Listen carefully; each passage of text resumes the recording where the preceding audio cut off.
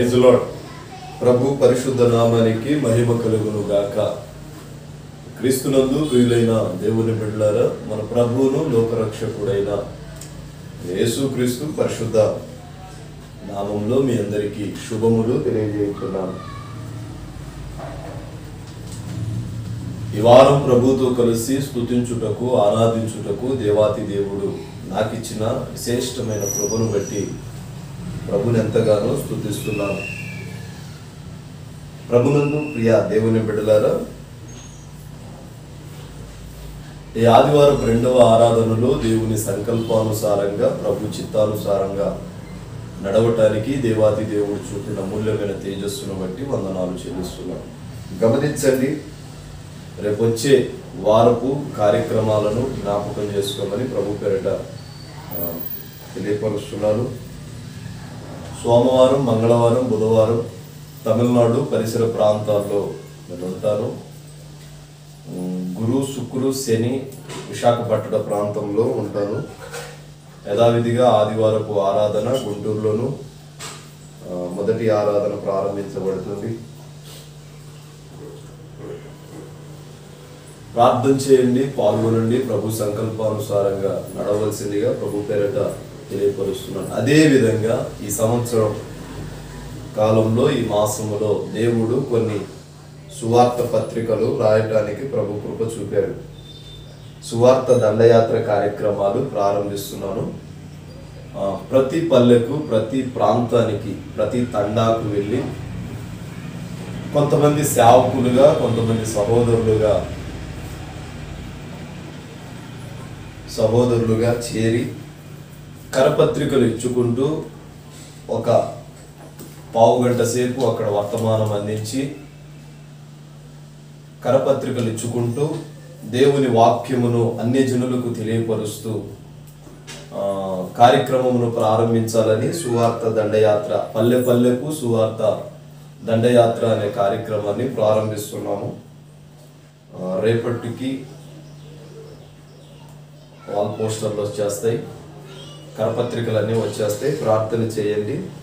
ప్రభు సమక్షాన్ని మనల్ని మనం అప్పగించుకుందాం. దేవుని వాక్యములోకి వెళ్దాం. ఒక పాట పాడుకొని తదుపరి వర్తమానంలోకి వెళ్దాం. కృపగల దేవా, దయగల రాజా, చేరితి నిల్వే బహుగణ తేజ, నీ చరణములే నే కోరితిని, నీ వరములనే నే వేడితిని, నీ చరణములే నే కోరితిని, నీ వరములనే నే వేడితిని. సర్వాధికారి నీవే దేవా, నా సహకారి నీవే ప్రభువా, నా కోరికలే సఫలము చేసి, ఆలోచనలే నెరవేర్చితివి. అర్పించెదను నా సర్వమును నీకే దేవా, ఆరాధించి ఆనందించెదను నీలో దేవా, అర్పించెదను నా సర్వమును నీకే దేవా, ఆరాధించి ఆనందించెదను నీలో దేవా. కృపగల దేవా, దయగల రాజా, చేరితి నిల్నే బహుగణ తేజ, నీ చరణములే నే కోరితిని, నీ వరములనే నే వేడితిని. చరణములే నే కోరితిని, నీ వరములనే నే వేడితిని. సర్వాధికారి నీవే దేవా, నా సహకారి నీవే ప్రభువా, నా కోరికలే సఫలము చేసి, ఆలోచనలే నెరవేర్చితివి. అర్పించెదను నా సర్వమును నీకే దేవా, ఆరాధించి ఆనందించెద నీలో దేవా. అర్పించెదను నా సర్వమును నీకే దేవా, ఆరాధించి ఆనందించెద నీలో దేవా. త్రోవను చూపే తారవు నీవే, గమ్యము చేర్చే సారథి నీవే. త్రోవను చూపే తారవు నీవే, గమ్యము చేర్చే సారథి నీవే. జీవన యాత్ర శుభప్రదమాయే, నా ప్రతి ప్రార్థన పరిమళమాయే. నీ హృదయ కాంతిలో నన్ను నడుపుమో, నా హృదిని నీ శాంతితో నింపుమో. నీ హృదయ కాంతిలో నన్ను నడుపుమో, నా హృదిని నీ శాంతితో నింపుమో. కృపగల దేవా, దయగల రాజా, చేరితి నిల్లే బహుగణతేగా.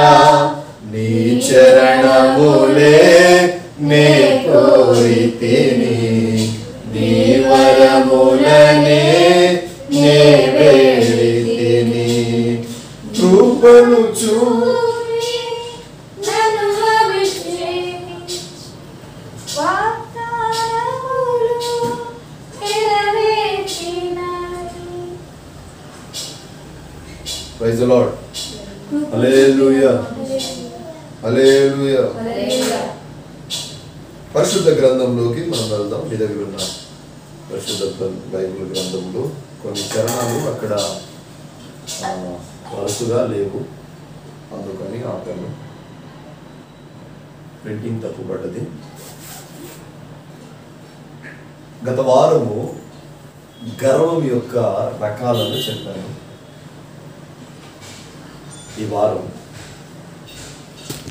గర్వం యొక్క రకాలలో మొట్టమొదటి భాగాన్ని చదివాను. ఈ వారం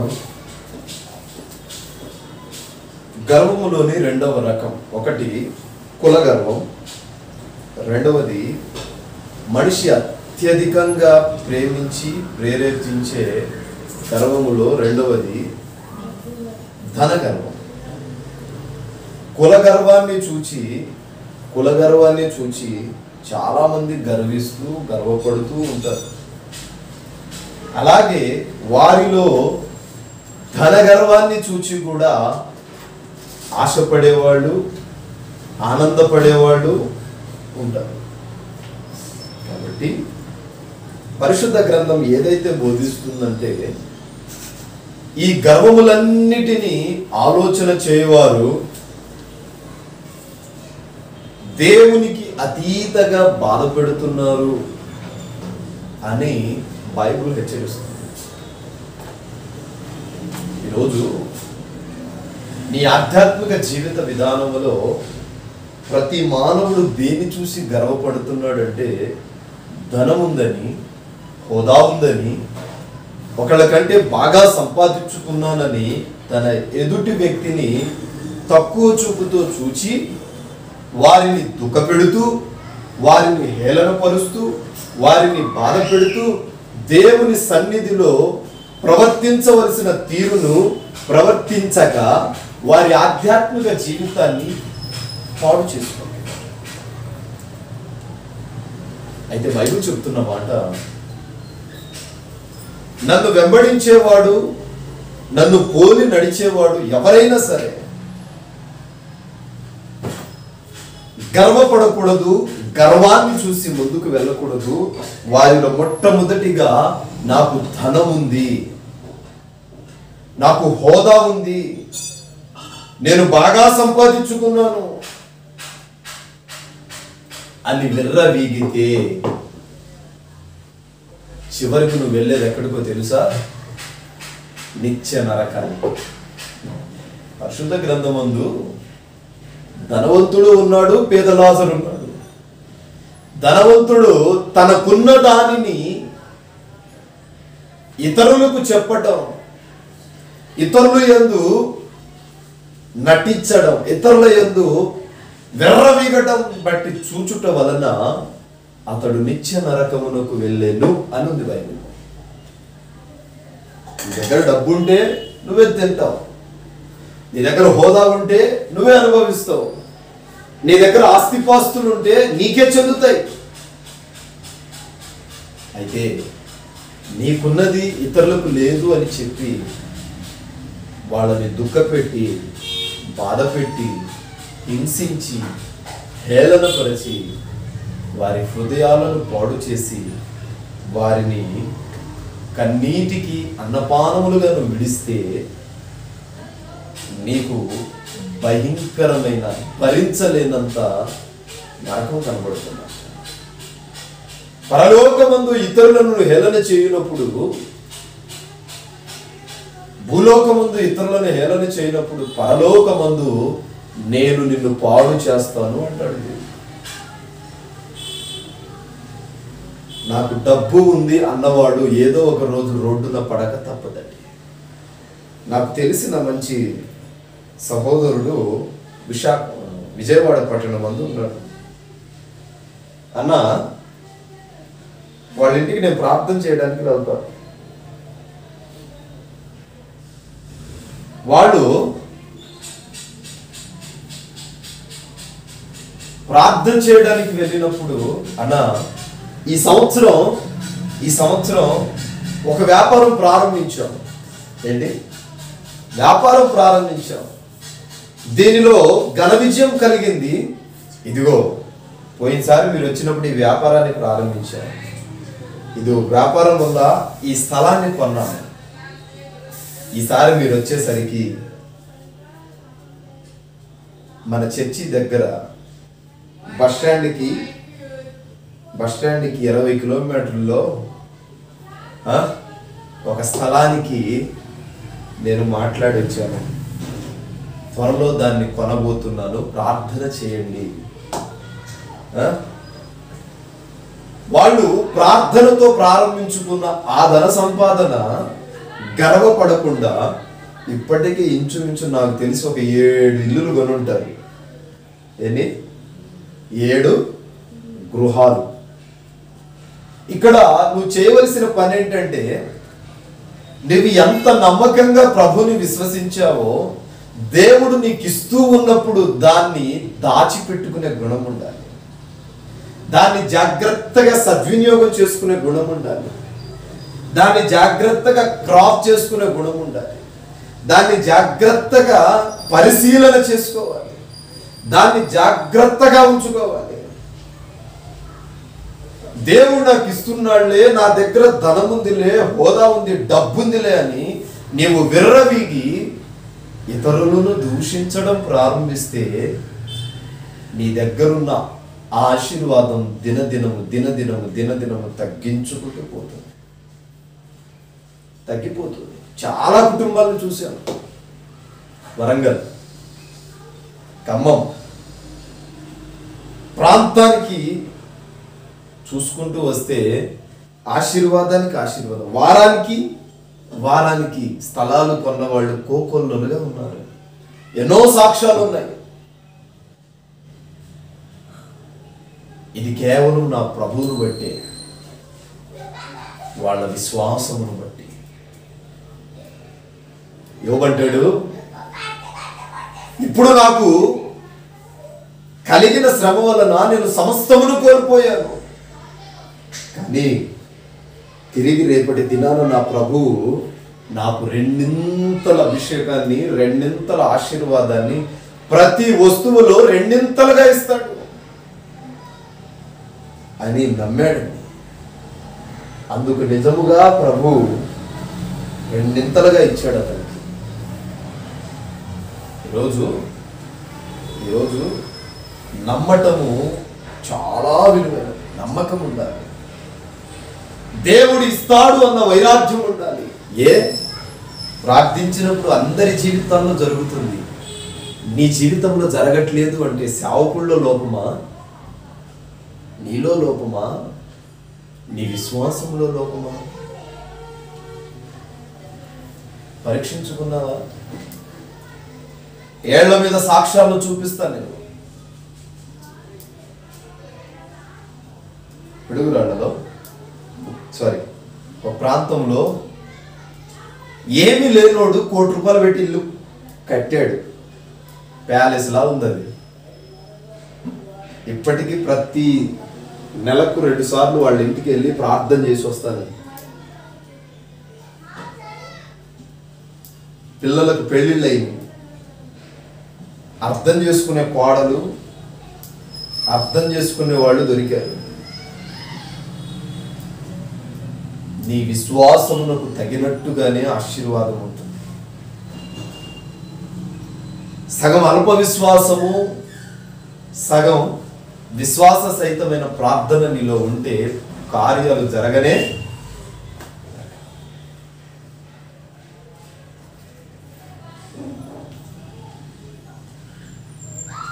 ప్రభు చెప్తున్నాడు, త్వరలో ఈ హైదరాబాద్ విశ్వాసుల జీవితంలో ఒక నూతన కార్యం జరగబోతుంది.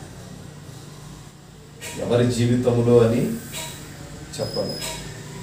వాళ్ళు అనుకున్న దానికి రెట్టింపుగా దేవుడు ఆశీర్వదించబోతున్నారు.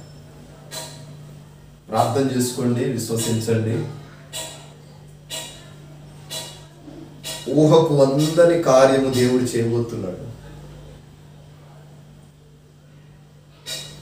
దైవ సేవకుడుగా పరిశుద్ధ పులిపీఠం మీద ఉండి ప్రవచనాత్మకమైన మాటను ప్రభు సమక్షంలో ప్రకటన చేస్తున్నాను. రాబోతున్న కొన్ని రోజుల్లో ఒక ఆశీర్వాదకరమైన బలమైన ఆశీర్వాదాన్ని చూడబోతున్నారు. అది ఎవరి కొరకు దేవుడు ఉంచాడో వారికి ఇవ్వబోతున్నాడు. కొన్ని సంవత్సరాలు శోధన సంభవించింది, కొన్ని సంవత్సరాలు నరకము సంభవించింది, కొన్ని సంవత్సరాలు యాతన పెట్టబడ్డావు, కొన్ని రోజులు కష్టాల కొడుమిలో కాలయాపన చేసావు, దుఃఖపడ్డావు. నీ కన్నీటికి సమాధానము చెప్పే రోజు ఆసన్నమే. మీ అంగలార్పులకు సమాధానము చెప్పే రోజు ఆసన్నమైంది. ప్రభు చెప్తున్నాడు, నేను వారిని కాపాడుట ప్రారంభించాను. తెల్లవారుజామున ఒక ఆశీర్వాదకరమైన కళ నాకు వచ్చింది. ఒక తల్లి గుంటూరు ప్రాంతంలో, మన బిలీవర్ విశ్వాసి, ఒక తల్లి ఇంచుమించు 25-30 సంవత్సరాల నుండి ప్రభుని నమ్ముతుంది. మందిరానికి వస్తుంది. ఈ వృద్ధాప్యమందు మందిరం తుడిచిద్ది, మందిరం ఊడిచిద్ది. మందిరంలో ఉన్న సమస్త పనులు చేసి ఆమెకు ఇంచుమించు 98 సంవత్సరాలు ఉంటాయి. ఈ వృద్ధాప్యమందు కూడా బలముగా మందిరంలో పనిచేసి సేవకుడికి ఏం కావాలో చూసుకొని ఆదివారము మంచి పరిచయం చేసింది. వాళ్ళ అబ్బాయి భయంకరమైన కోపిష్టి, భయంకరమైన ఆలోచన కలిగిన వాడు, భయంకరమైన శోధన కలిగిన వాడు, సమస్య కలిగిన వాడు. కొంతమంది దురాత్మ శక్తుల చేత పీడించబడుతున్నాడు. అయితే అతడు మారాడండి. అతడు మార్పు చెందితే ఆ ఊరంతటికి ఉన్న సంఘాలంతటికి, బైబిల్లో అబ్రహాం ఉన్నాడు కదా, ఏం చేశాడు? కుమారుడు పుట్టినందుకు వేటపోతులను కోయించి గొప్ప విందు చేశాడు. ఈ తల్లి గొప్ప విందు చేసింది. అయినా సరిపోవట్లేదు మాకంటూ ఉంటే తెప్పిస్తూనే ఉంది. ఎంత ఖర్చు అయిందో కూడా నా చేతుల మీదుగా చూశాను. త్వరలో ఆ కుమారుడు మారబోతున్నాడు. దేవుడు గొప్ప విందు చేయబోతున్నాడు. ఈ 2 ప్రవచనాత్మకమైన వాక్కులు దేవుడు నెరవేర్చబోతున్నాడు. దైవ సేవకుడిగా ప్రభు సమక్షములో దేవుడు మాట్లాడిన మాట అక్షరాల నెరవేర్చబోతున్నాడు అని సేవకుడిగా విశ్వసిస్తున్నాను. పరిశుద్ధ గ్రంథమందు మనం చదివితే మానవునికి ధనం ఉండొచ్చు కానీ ధనాపేక్ష ఉండకూడదు. ధనం ఉండొచ్చు, ఎవరికైనా డబ్బు సంపాదించాలి అనే అనే అనే ఆశ ఉండకూడదు. ధనం ఉండొచ్చు, 10 కోట్లు ఉండొచ్చు, కానీ అదే పనిగా చేయకూడదు. చూద్దాం సామెతల గ్రంథం 16వ అధ్యాయం 18వ వాక్యం. నా యేసయ్యా నా స్తుతియాగము నైవేద్యములై ధూపములే నీ సన్నిధానము చేరును నిత్యము చేతువు నాకు సహాయము వెను వెంటనే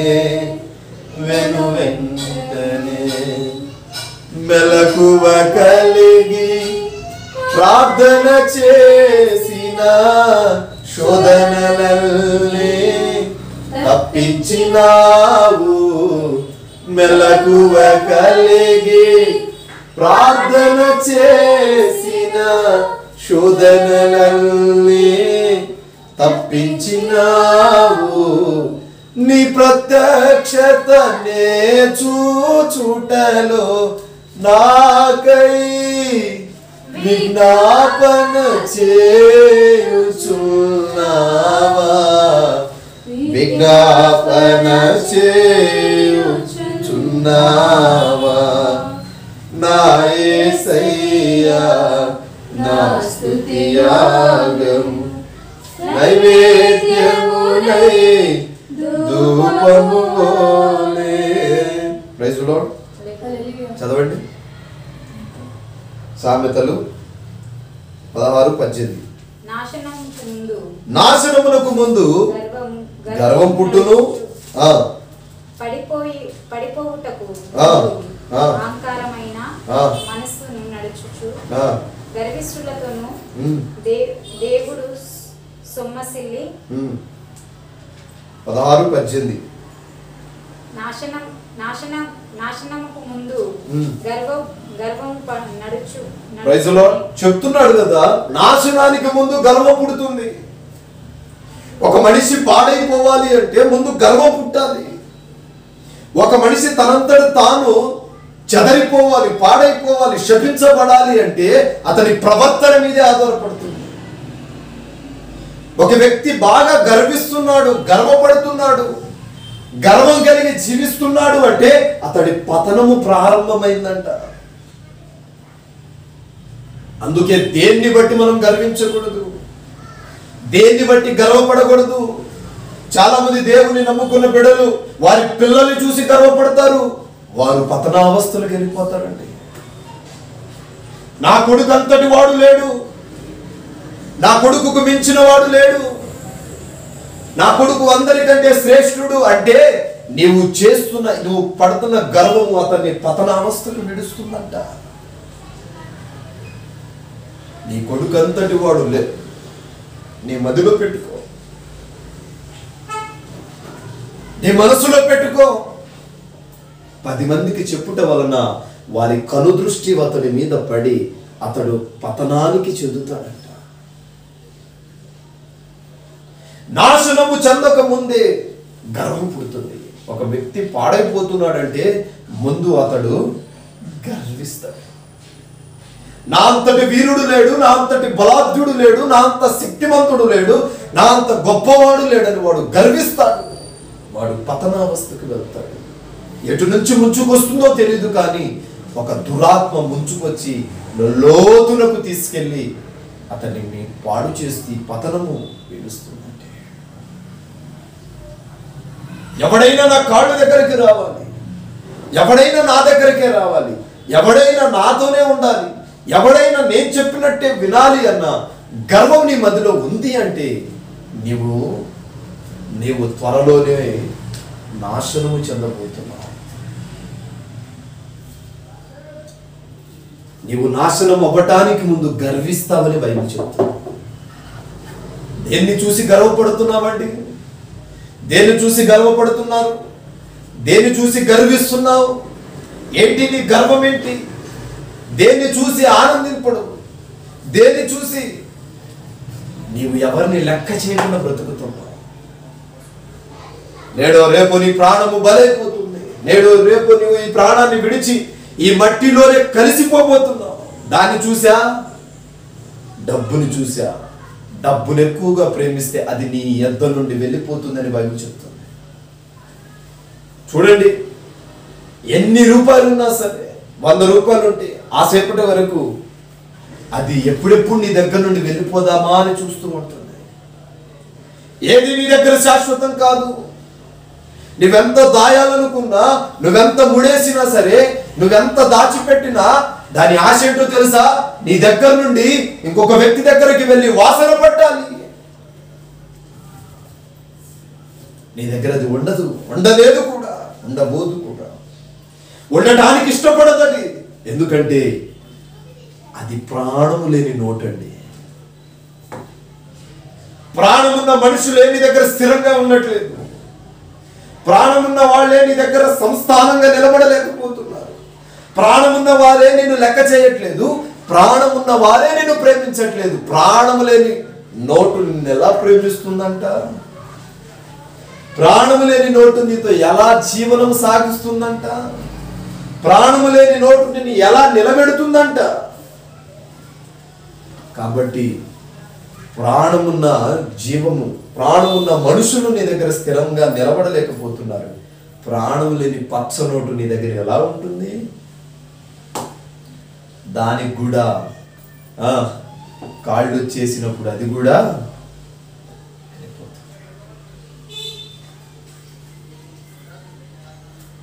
రాదంటారా? కాళ్ళు రావా? వస్తాయి. నీ దగ్గర 10 రూపాయలు ఉంటే అది 10 నిమిషాలు కూడా నీ దగ్గర ఉండదు. అది నిన్ను ఆశ పెడుతూ ఉంటుంది. వెళ్దాం వెళ్దాం వెళ్దాం వెళ్దాం. ఏదో ఒక వస్తువు కొంటామో, ఒకళ్ళకి ఇవ్వటమో, ఏదో ఒక పనిలో దాన్ని ఖర్చు పెట్టడం మాత్రం ఆగలే. నా ప్రదేవుని బిడ్డలారా, చెప్తున్నాడు కదా, నీవు నాశనము చెందబోతున్నావు అంటే ముందు గర్విస్తావు. ఒక మనిషి బాగా గర్విస్తున్నాడు అంటే అతడు పతనావస్థకు వీడ్చబోతున్నాడు అనే అర్థం. దయచేసి మీరు గర్వపడకండి, దయచేసి మీరు గర్వించకండి అని దేవుని ప్రతినిధిగా మనవి చేస్తున్నాను. లూకా సువార్త 12వ అధ్యాయం 16. త్వరగా చదవాలి.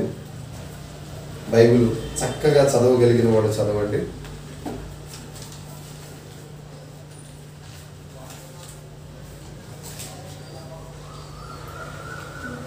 లూకా 12:16.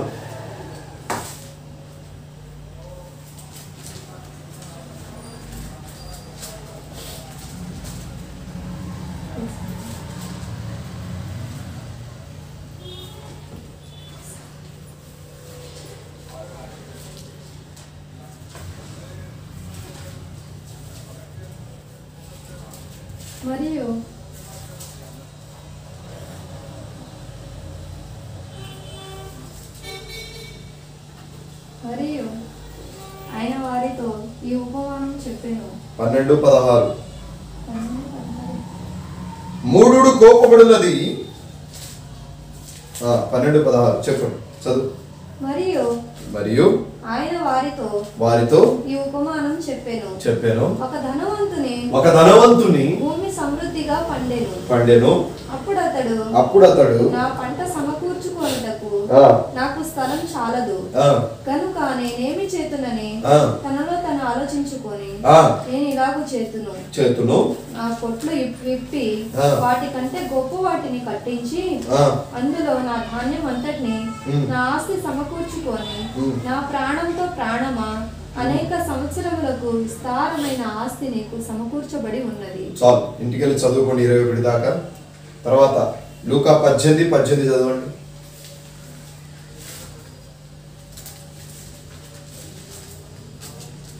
ధనరాసులేలా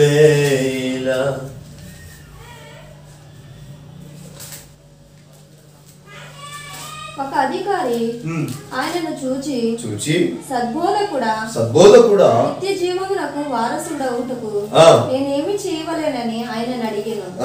అందుకు యేసు, నేను సత్పురుషుడనని ఎలా చెప్పుచున్నావు? దేవుడొక్కడే తప్ప మరి ఎవడును సత్పురుషుడు కాడు. వ్యభిచరింపవద్దు, నరహత్య చెయ్యవద్దు, దొంగిలింపవద్దు, అబద్ధ సాక్ష్యము పలకవద్దు, నీ తల్లిదండ్రులను సన్మానింపుము, ఆజ్ఞలను ఎరుగుదువు గదా అని అతనితో చెప్పాను. అందుకతడు, బాల్యం నుండి వీటన్నిటిని అనుసరించుచునే ఉన్నానెను. యేసు విని, నీకింకా ఒకటి కొదువగా నున్నది. నీకు కలిగినవన్నీ అమ్మి బీదలకిమ్ము, అప్పుడు పరలోకమందు నీకు ధనం కలుగును. Praise the lord. ఇక్కడ లూకా 12:16లో ప్రభు అంటాడు కదా, ఒక ధనవంతుడు ఈ రీతిగా ఆలోచిస్తాడు. ధనమున్న వాడికి నిద్ర పట్టదు. ధనమున్నవాడికి నిద్ర పట్టదు. ఎందుకంటే ఆ ధనాన్ని ఎవడైనా తీసుకెళ్తాడేమో, దొంగ పడతాడేమో, దాన్ని జాగ్రత్తగా కావలి కాస్తూ వాడు ప్రశాంతత లేకుండా జీవిస్తూ ఉంటాడు. కానీ ధనము లేని పేదవాడు 3 పూట్ల తింటాడు, ముచ్చటిస్తాడు, నిద్రపోతాడు, సుఖమైన సంతోషకరమైన జీవితాన్ని అనుభవిస్తాడు. కానీ ధనవంతుడు ధనం వచ్చాక సంతోషం ఉండిద్ది అంటారు, కానీ ధనం వచ్చాక దాన్ని కాపాడుకోలేక చావాలండి. ఈ ధనవంతుడు అదే చేశాడు. దాన్ని ఎలా భద్రపరచాలో అర్థం కాక బెడ్ మీద పడుకొని అంటున్నాడు, నా ప్రాణమా తిను, త్రాగు, సుఖించు, నిద్రించు అని ఆలోచిస్తూనే ధనాన్ని చూసి గర్వపడ్డాడు. తన ప్రాణాన్ని విడిచిపెట్టేశాడు. ఆయన చనిపోయిన వారం రోజులకి ఆ ఇంటికి సైనికులు వస్తున్నారు వెళ్తున్నారు. లోపల ఎవరు ఉన్నట్టు కనపడట్లా. వారం రోజుల తర్వాత ఆ బెడ్ మీద ఉన్న ఆ శవం స్మెల్ వచ్చేసరికి కిటికీలో నుండి ఆ స్మెల్ వాసన రాగానే ఆ తలుపులు పగలగొట్టి చూసేసరికి ధనవంతుడు ఏమయ్యాడు తెలుసా? ప్రాణమును వదిలి వెళ్ళిపోయాడు. ఈరోజు రాత్రి ఏమి జరగబోతుందో నీకేమైనా తెలుసా? ధనము అని పరితపిస్తున్నావు, పరిగెత్తుతున్నావు. ఈరోజు రాత్రి నువ్వు ఈ లోకాన్ని విడిచి వెళితే నీ పరిస్థితి ఏంటి? ప్రార్థన లేని జీవితమును బట్టి సంతోషపడుతున్నావేమో. ఈ రాత్రే నీవు మరణిస్తే నీ పరిస్థితి ఏంటి? అదే లూకా సువార్త 18వ అధ్యాయంలో యేసుక్రీస్తు ప్రభు సువార్త ప్రకటించుకుంటూ వెళుతున్నప్పుడు ఒక వ్యక్తి వచ్చి అంటాడు కదా, సద్బోధకుడా, ఇదిగో నేను నిత్య జీవనకు వారసుడు అవ్వాలంటే ఏం చేయాలి? ఇదిగో దొంగలించవద్దు, పరుల ఆస్తిని ఆశించవద్దు, నీ తల్లిని తండ్రిని సన్మానించు, పెద్దల పట్ల చిన్నల పట్ల వివేకత కలిగి నీవు నడవాలి అని అన్నప్పుడు ధనవంతుడు ఇతడు అంటాడు కదా, ఇవన్నీ నేను చిన్నప్పటి నుండి చేస్తున్నాను. ఆ మాట చెప్పడానికి ఎంత ధైర్యం ఉండాలండి, ఎంత ధైర్యం ఉండాలి. ఇవన్నీ నేను చిన్నప్పటి నుండి చేస్తున్నాను, పెద్దల్ని గౌరవిస్తాను, ఎదుటి వారిని ఆశించను, ప్రతి విషయంలో ప్రార్థనా జీవితం కలిగి ఉంటాను, కోపపడను. ఇవన్నీ చిన్నప్పటి నుండి చేస్తున్నాను. అయితే నువ్వు చేయవలసింది ఇంకోటి ఉంది. ఏంటో చెప్పు, అది కూడా చేసి నేను నిత్య జీవానికి వారసుడు అవ్వాలి. అయితే నీకు కలిగిన ఆస్తిలో దాన్ని అంతటిని అమ్మేసి అందరినీ పంచేయి అని అన్నప్పుడు అతడు ప్రభువు కొరకు తన ఆస్తిని పోగొట్టుకొనెను అన్నది బైబిల్లో. నువ్వు చేయగలవా? మనం చేస్తామా? 100 సంవత్సరాలు 20 సంవత్సరాలు 30 సంవత్సరాలు కష్టపడి సంపాదించుకున్నది పేదోళ్ళకి ఇచ్చేయమంటావా? ఇది ఎక్కడ లెక్క? నేను సంపాదించుకుంది వాళ్ళకి ఇవ్వాలా అని మనం అంటాం. కానీ అతడు ప్రభు కొరకు తన ఆస్తిని పోగొట్టుకున్నాడండి. ఆస్తిని చూసి, ధనమును చూసి గర్వించబడ్డాడు. ధనవంతుడు గర్వపడినట్టు అతడు గర్వపడ్డాడు. కానీ చివరకు ఆస్తి పరలోకానికి చేర్చదు అనేసరికి దాని సైతం చేయాలన్న ఆశతో ఉన్నాడు. లూకా 16:19 అంటాడు, ధనమును బట్టి గర్వించువాడు ఆ ధనమును తీసుకొని పోక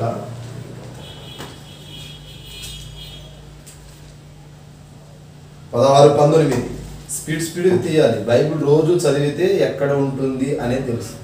సెంటర్ బోర్డర్లో ఉంటుంది ప్లాస్మా. కీర్తనలు, పరమగీతములు, సామెతలు, ప్రసంగి ఇవన్నీ సెంటర్లో ఉంటాయి. అటు ఇటు దేవలాడాల్సిన అవసరం లేదు.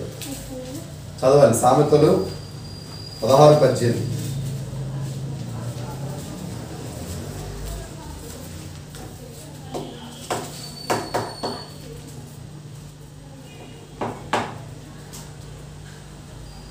మరొకడు సామెతలు 11:28 చదవండి. కోపోద్రేకియవాడు కలహము రేపును దీర్ఘశాంతుడు వివాదం నడిచివేయును. సోమరి మార్గము ఉళ్ళ కంచె, యథార్థవంతుల త్రోవ రాజ్య మార్గము. 31 చదువు. 16:31. జీవార్థమైన ఉపదేశమును అంగీకరించి వానికి జ్ఞానుల సహవాసము లభించును. 30, 29, 30 చదువు. 16, 29, 30. నెమ్మది లేకుండా విస్తారమైన ధనముండుట కంటే యెహోవా యందలి భయభక్తులతో కూడా కొంచెం కలిగి ఉండుట మేలు. నెమ్మది లేకుండా విస్తారమైన ధనము ఉండుట కంటే నా దేవుని యందలి భయము భక్తి ఉండుట శ్రేష్టం. ఎంత ధనం ఉన్నా సరే దాన్ని కాపాడుకోలేనంత స్థితిలో నీవు ఉంటావు. కానీ దేవుని యందు భయభక్తులు కలిగి ఉన్నప్పుడు అది నీకు దీర్ఘశాంతాన్ని కలుగు చేస్తుంది. సామెతలు 11:28 చదవండి.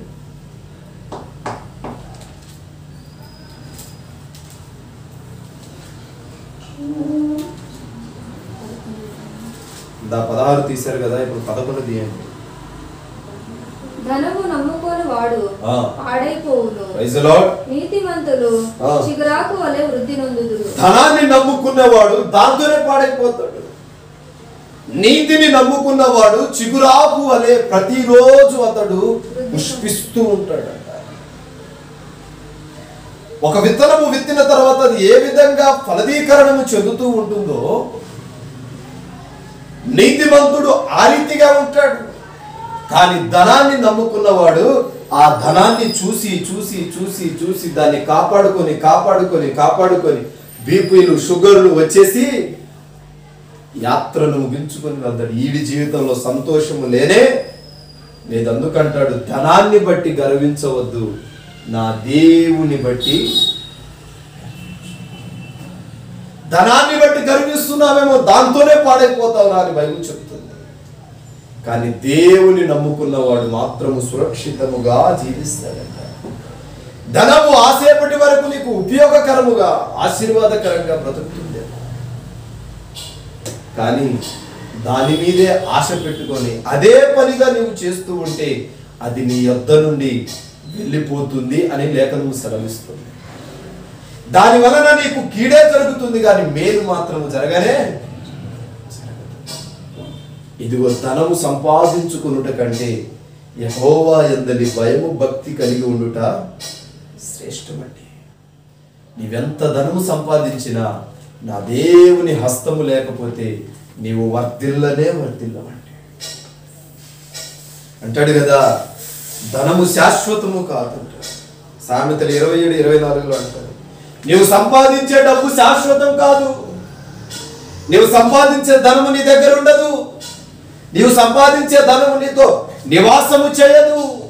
నీ ధనము శాశ్వతము స్థిరము కాదు. ఈరోజు ధన గర్వాన్ని కలిగి నడుస్తున్నావేమో. గర్వపు రకాల్లో ప్రభు అంటాడు, ధన గర్వం ఉందేమో నీలో, జాగ్రత్త. గర్వపడుతున్నావా? గర్విస్తున్నావా? అయితే ఏదో ఒక రోజు నీవు ఆ గర్వాన్ని బట్టి పతనాహిస్తుడు అవ్వాల్సిందే.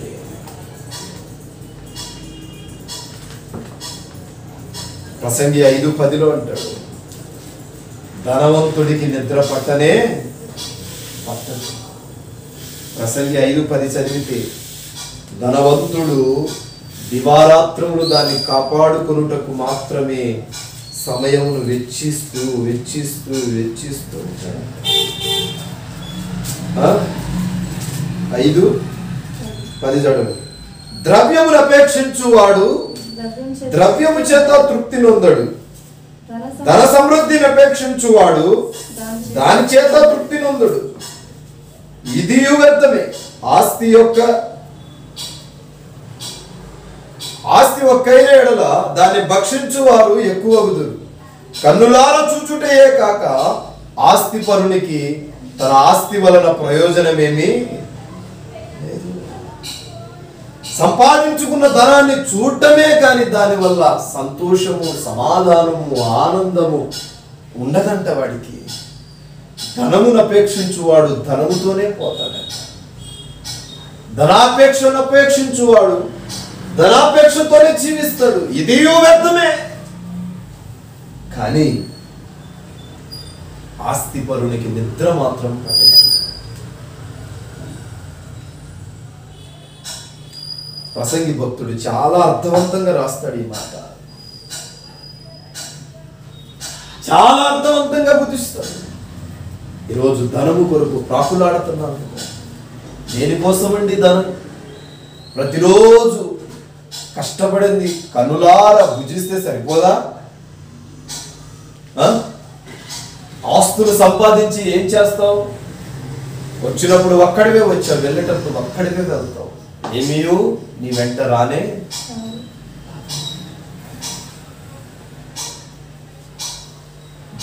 ధనాపేక్ష. 1 తిమోతి 6:10. 1 తిమోతి 6:10.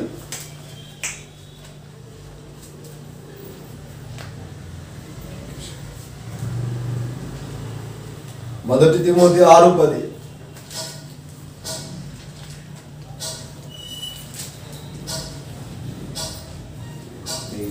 ఎందుకనగా ధనాపేక్ష సమస్తమైన కీడులకు మూలము. కొందరు దాన్ని ఆశించి ధనాపేక్ష సమస్తమైన కీడుకు మూలము. డబ్బు సంపాదించాలనుకుంటే అది కీడు. ధనం ధనం ధనం ధనం అని ప్రాకులాడితే దానివల్ల నీకు కీడు సంభవిస్తుంది రా పిచ్చోడా. దానివల్ల మేలు జరగదు. డబ్బు డబ్బు డబ్బు డబ్బు డబ్బుతోనే చస్తావు నువ్వు. సంపాదనే ధ్యేయం అనుకోకూడదు. సంపాదన ధ్యేయం. నేను సంపాదించకపోతే మా వాళ్ళందరి ముందు చులకనైపోతారు. చావడానికి రూట్ మ్యాప్ కనుక్కుంటున్నావు నువ్వు. డబ్బు సంపాదించడానికి ఇతరుల ముందు చులకనవుతాను, సంపాదించకపోతే ఎగతాళి చేయబడతానని అనుకుంటున్నావు. కానీ అదే ధ్యేయంగా ఒక క్రైస్తవుడు పరిగెత్తుతున్నాడంటే అతడు ప్రతనావస్థకి వెళ్తాడని బైబిల్ చెప్తుంది. అతడు చస్తాడంటది ప్రతి వచనంలో అదే మాట. అతడు వ్యర్థుడు, అతడు పనికిరాడు, అది కీడు. మరి డబ్బు కోసం ప్రాకులాడుతున్నావు. నీవు డబ్బు సంపాదించడం కానే కాదు, కానీ నీవు నరకాన్ని సంపాదించుకుంటావు. నీవు నీ ప్రాణాన్ని పోగొట్టుకుంటావు. ఇన్ని రిఫరెన్సులు చదివినా ఏముంటుంది తెలుసా? ధనము సంపాదించుకున్న కలిగిన వాడు క్రైస్తవుడు అతడు తన ప్రాణాన్ని కోల్పోతాడని చెప్తుంది. డబ్బు కావాలి వద్దని చెప్పట్లా, లిమిట్. ఆసేపటికి ఉపయోగకరంగా ఉంటే చాలు. కానీ అదే పనిగా, అదే ఆలోచనగా, అదే శక్తిగా, అదే మాటగా నీవు సంపాదించుకుంటూ పోతే, ఆలోచన చేసుకుంటూ పోతే నీవు నీ ప్రాణాన్ని పోగొట్టుకోవడం తప్ప దాన్ని మాత్రం సంపాదించుకునే ధనము సంపాదించుకొనుట కంటే యెహోవా యందలి భయము భక్తి కలిగి ఉండుట శ్రేష్టం. ఇది ధనగర్వం. ధనాన్ని చూసి గర్వపడేవాడు వీడు. ధనం ఉంటేనే ఉంటాననేవాడు. వీడు మాత్రం త్వరగా చస్తాడని బైబిల్ హెచ్చరిస్తుంది. ధనం ఉండాలి వద్దని చెప్పట్లా, కానీ లిమిటెడ్గా ఉండాలి. ఆస్తి ఉండాలి వద్దని చెప్పట్లా, లిమిటెడ్గా ఉండాలి. ప్రభువుకు మించి దాన్ని ప్రేమించకూడదు. దేవునికి మించి నువ్వు దేనినైనా ప్రేమిస్తే ఆ మనిషిని నేను తీసేస్తానంటున్నాడు. దేవుణ్ణి మించి ధనాన్ని కానీ, ఆస్తిని కానీ, మనిషిని కానీ ఎవరిని ప్రేమించినా నీ కళ్ళ ముందు వాళ్ళు ఈ లోకాన్ని విడుచుట చూస్తావంట. ఒక క్రైస్తవుడు దేవుణ్ణే ప్రేమించాలి. అదే బైబిల్ సారాంశం. దేవుని కంటే ఎక్కువగా మనం ఎవరినైతే ప్రేమిస్తామో వారి ఈ లోకాన్ని విడిచి వెళ్ళిపోతారు. దానికి ఎగ్జాంపుల్ నేనే. ఈ లోకాన్ని విడిచి వెళ్ళిపోతారు. మా కుటుంబంలో మా మామయ్యను బాగా ప్రేమించేవాళ్ళు. ఒక్క తమ్ముడని. కాలము చిగురించక మునుపే, యవ్వనము చిగురించక మునుపే ఈ లోకాన్ని విడిచి వెళ్ళిపోయాడు. ధనగర్వము కలిగాడు. లోకయాత్రను ముగించుకొని వెళ్ళాడు. మన కళ్ళ ముందు తిరుగుతూనే ఉంటారు. వాళ్ళు యాత్రను ముగించుకొని వెళ్ళిపోతారు. కాబట్టి ఎక్కువగా ఎవ్వరిని ప్రేమించవద్దు. ఒకవేళ వాళ్ళు సుఖ సంతోషాలతో ఉండాలని మీరు ఆశపడితే వాళ్ళ కొరకు ప్రార్థన చేయండి, కానీ వారి మీద ప్రేమను పెంచుకోవద్దు. మీరు ఎక్కువ ప్రేమను పెంచుకుంటే అక్కడ వాళ్ళు ఎవరు దేవదూతలు శుభం కార్డు పలుకుతారు. వాడు ఈ లోకాన్ని విడిచి వెళ్ళిపోతాడు. అప్పుడు నువ్వు ఎవరిని ప్రేమిస్తావు? ఇంకా ఎవరిని ప్రేమిస్తావు? ప్రేమించడానికి అబ్బడు ఉండడు అప్పుడు. కాబట్టి నీవు ప్రేమించేవాడు, నీవు విలువనిచ్చేవాళ్ళు, నీవు విలువ చూపేవాళ్ళు ఎవరైనా ఉన్నారు అంటే వాళ్ళ కొరకు ప్రార్థన చేయండి, కానీ అపరిమితమైన ప్రేమ పెట్టుకోవద్దు. దేవునికి మించిన ప్రేమ పెట్టుకోవద్దు. పెట్టుకున్న ఎడల ఖచ్చితంగా అతడు లోకాన్ని విడవక తప్పదు. అంటాడు కదా, ఇదిగో పైన ఆకాశం అందే కానీ, భూమి అందే కానీ, కింద నీళ్ళ అందే కానీ మీరు ఏ రూపమును నాకంటే ఎక్కువగా ప్రేమించకూడదని 10 ఆజ్ఞల్లో అంటాడు. నీవు ప్రేమించడం ప్రారంభిస్తే ఖచ్చితంగా అతడు లోకంలో విడిచి వెళ్ళవలసిన వాడే. కాబట్టి ఇక్కడ చెప్తున్నాడు, ధనాపేక్ష సమస్త కీడుకు మూలంగా మారుతుంది. నీ కుటుంబంలో కీడు జరుగుతుందంటే అది ధనాపేక్ష వల్లే. నీ కుటుంబంలో సమాధానం లేదంటే అది డబ్బు వల్లే. నీ కుటుంబంలో సంతోషం లేదంటే అది ధనాపేక్ష అనే దురాత్మ సాతానుగాడు వచ్చి కూర్చున్నాడు. డబ్బు డబ్బు డబ్బు డబ్బు వాడొచ్చి కూర్చొని మీ చిచ్చు పెట్టి మీ కుటుంబ సంసారాన్ని పాడు చేస్తున్నాడు. ఇలా వింటున్న దేవుని బిడ్డలారా, ఒకవేళ నువ్వు అలాంటి ఆశతో ఉన్నావేమో, నువ్వు చచ్చిన తర్వాత నీ వెనక రాని ధనము కొరకు ఎందుకు ప్రార్థనలు ఆడుతున్నావు?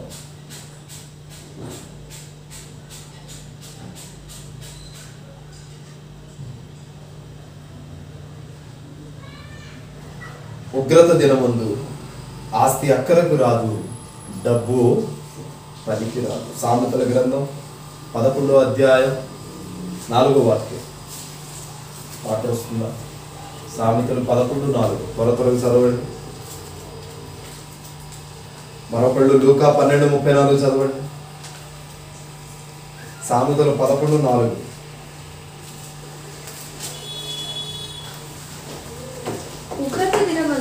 ఉగ్రత దినమందు ఆస్తి అక్కరకు రాదు, నీతి మరణం నుండి రక్షించును. Praise the lord. ఉగ్రత దినమందు ఆస్తి అక్కరకు రాదు. నీవు కలిగి ఉన్న నీతే నిన్ను ఉగ్రత దినము నుండి విడిపిస్తుందంట. సామెతలు లూకా సువార్తలు అంటాడు, నీ ధనం ఎక్కడుండునో నీ మనసు అక్కడే ఉంటాడు. నీ ధనం ఎక్కడుండునో నీ హృదయం అక్కడ ఉండును. కాబట్టి ధనమును గురించి విర్రవీగవద్దు. ధనమును గురించి ఆశ కలిగి నడవద్దు. ధనము కొరకు ప్రయాసపడవద్దు. కావలసినంత ధనమును ఉంచుకోండి, అది రేపు మీకు ఉపయోగకరంగా ఉంటుంది.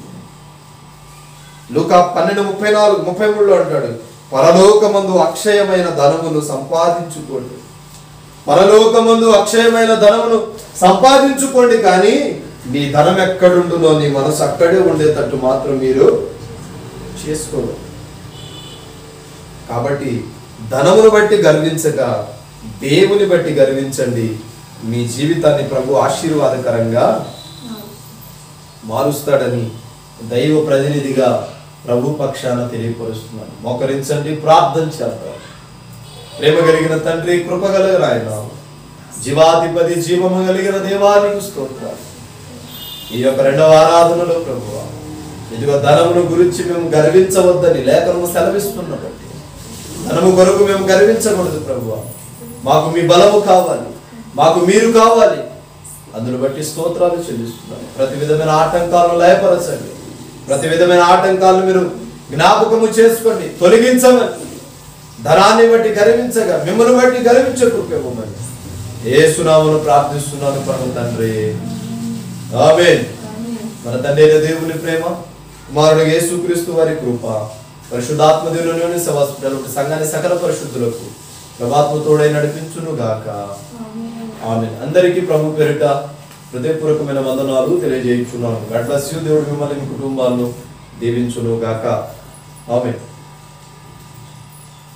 మా చిరునామా బ్రదర్ బి అభిషేక్ నాయక్, నాగేశ్వరం తండా, మాచువరం మండలం, గుంటూరు డిస్టిక్. మా ఫోన్ నెంబర్ 7659018230.